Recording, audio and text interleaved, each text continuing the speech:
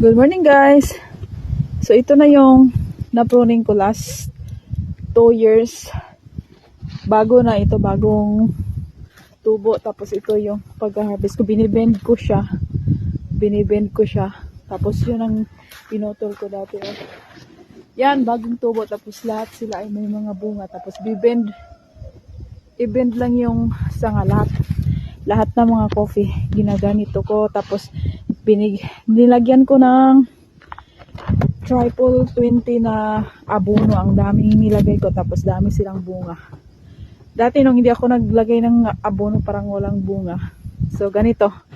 Tapos meron na naman akong i-pruning pagkatapos nito. Yan guys, isang puno lang yan. Yan, i-bend ko lang yan. Tapos yung isa pa, i-bend. Yan, tapos na-bend ko na lahat. Yan yung bunga. Tapos yan ay na-pruning ko na din yan, pero mas mayroon pang hindi ko naputol, kaya i-ano ko siya ng lagari. Hindi piputulin ng kutsilyo or yung bolo, yung gagamitin ay lagari. Yan, i-bend ko lang yan. So binabend ko na lahat, kukunin ko na lang yan. Ang dami dami.